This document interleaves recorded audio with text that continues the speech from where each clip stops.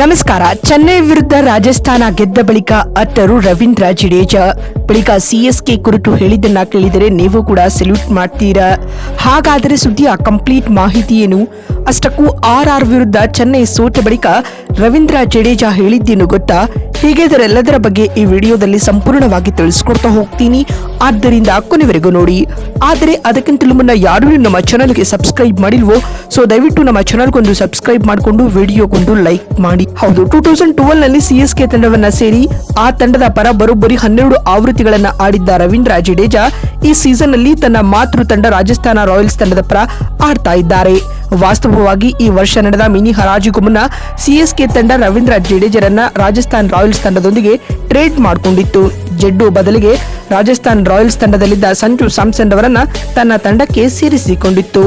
ಈ ರೀತಿ ಟ್ರೇಡ್ ಮೂಲಕ ರಾಜಸ್ಥಾನ ತಂಡವನ್ನ ಸೇರಿಕೊಂಡಿದ್ದ ಜಡೇಜಾ ಈ ಲೀಗ್ ನಲ್ಲಿ ಆಡಿದ ಮೊದಲ ಪಂದ್ಯದಲ್ಲೇ ಸಿಎಸ್ಕೆ ವಿರುದ್ಧ ಭರ್ಜರಿ ಪ್ರದರ್ಶನ ನೀಡಿದ್ದಾರೆ. ತಂಡವನ್ನ 3 ಬಾರಿ ಚಾಂಪಿಯನ್ ಮಾಡುವಲ್ಲಿ ಶ್ರಮಿಸಿದ್ದ ತನ್ನನ್ನ ಕೈಬಿಟ್ಟಿದ್ದ ಸಿಎಸ್ಕೆ ವಿರುದ್ಧ ಸೇಡು ತೀರಿಸಿಕೊಂಡಿರುವ ಜಡೇಜಾ ಸಿಎಸ್ಕೆ ವಿರುದ್ಧ ಆಡಿದ ಮೊದಲ ಪಂದ್ಯದ ಮೊದಲ ಓವರ್ನಲ್ಲೇ ಪ್ರಮುಖ 2 ವಿಕೆಟ್ಗಳನ್ನ ಉರುಳಿಸಿ ಸರಿಯಾದ ತಿರುಗೇಟನ್ನ ನೀಡಿದ್ದಾರೆ. ಸಿಎಸ್ಕೆ ಇನ್ನಿಂಗ್ಸ್ನ 8ನೇ ಓವರ್ನಲ್ಲಿ ಬೌಲಿಂಗ್ ಮಾಡಲು ಬಂದ ಜಡೇಜಾ ಆ ಓವರ್ನ 2ನೇ ಎಸೆತದಲ್ಲಿ ಸರ್ಫರಾಜ್ ಖಾನ್ ಅವರನ್ನ ಎಲ್ಬಿ ಬಲೆಗೆ ಕೆಡವಿದರು. ಅದಾದ ಬಳಿಕ ಶಿವಂ ದುಬೆರನ್ನ ಕೂಡ ಅದೇ ಓವರ್ನಲ್ಲಿ ಔಟ್ ಮಾಡಿದರು ಸ್ನೇಹಿತರೆ. ಈ ಮುಖ್ಯವಾಗಿ ಜಡೇಜರವರ ಈ ಸಂಯಮದ ಬೌಲಿಂಗ್ ರಾಜಸ್ಥಾನ ರಾಯಲ್ಸ್ ತಂಡವು ಸಿಎಸ್ಕೆ ತಂಡವನ್ನ ಕೇವಲ 127 ರನ್ಗಳಿಗೆ ನಿಯಂತ್ರಿಸಲು ಸಹಾಯ ಮಾಡಿತ್ತು. ಹಾಗೂ ಈ ಗುರಿಯನ್ನ ಬೆನ್ನಟ್ಟಿದಂತ ಆರ್ಆರ್ ತಂಡಕ್ಕೆ ವೈಭವ್ ಸೂರ್ಯವಂಶಿ ಸ್ಫೋಟಕ ಆರಂಭವನ್ನ ತಂದುಕೊಡ್ತಾರೆ. ಪರಿಣಾಮವಾಗಿ 12.1 ಓವರ್ಗಳಲ್ಲಿ ಆರ್ಆರ್ ಈ ಟಾರ್ಗೆಟ್ ಅನ್ನ ಸುಲಭವಾಗಿ ಚೇಸ್ ಮಾಡುವುದರೊಂದಿಗೆ ಈ ಪಂದ್ಯದಲ್ಲಿ 8 ವಿಕೆಟ್ಗಳ ಏಕಪಕ್ಷೀಯ ಗೆಲುವು ದಾಖಲಿಸಿತ್ತು ಸ್ನೇಹಿತರೆ. ಇನ್ನು ಈಗ ಪಂದ್ಯ ಗೆದ್ದ ಬಳಿಕ ಮಾತನಾಡಿದ ಮಿಸ್ಟರ್ ಸರ್ ಜಡೇಜಾ ಭಾವುಕರಾಗಿ ಈ ರೀತಿಯಾಗಿ ಹೇಳಿದ್ದಾರೆ. ನನಗೆ ಈ ಪಿಂಕ್ ಜೆರ್ಸಿ ತುಂಬಾ ಚೆನ್ನಾಗಿ ಒಪ್ಪುತ್ತದೆ ಎಂದು ನಾನು ಭಾವಿಸುತ್ತೇನೆ. ಸುಮಾರು 17 ವರ್ಷಗಳ ನಂತರ ಮತ್ತೆ ಈ ಬಣ್ಣದ ಉಡುಪಿನಲ್ಲಿ ಮೈದಾನಕ್ಕಿಳಿಯುತ್ತಿರುವುದು ತುಂಬಾ ಸಂತೋಷ ನೀಡಿದೆ ಎಂದು ಜಡ್ಡು ಹೇಳಿದ್ದಾರೆ. ನಾನು ಶಿವಂ ದುಬೆರವರನ್ನ ಬಹಳ ಸಮಯದಿಂದ ಬಲ್ಲೆ.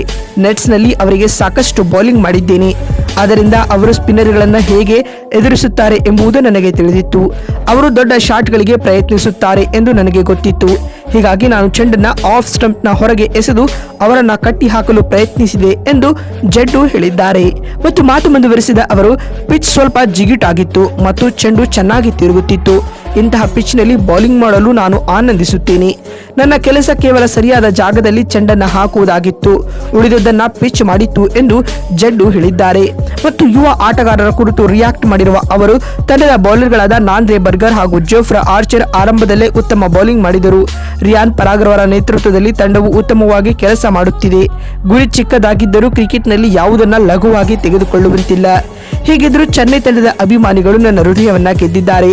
ಹಲವು ವರ್ಷಗಳ ಕಾಲ ಆ ಫ್ರಾಂಚೈಸಿಗೆ ಆಡಿರುವುದು ವೈಯಕ್ತಿಕವಾಗಿ ಖುಷಿ ಕೊಟ್ಟಿತ್ತು. ಆದ್ಯಾಗೂ ಅವರೆಲ್ಲರಿಗೂ ಧನ್ಯವಾದಗಳು ಎಂದು ಹೇಳುವ ಮೂಲಕ ದೊಡ್ಡ ಹೇಳಿಕೆಯನ್ನ ಮಿಸ್ಟರ್ ಸರ್ ಜಡೇಜಾ ಮಾಡಿದ್ದಾರೆ.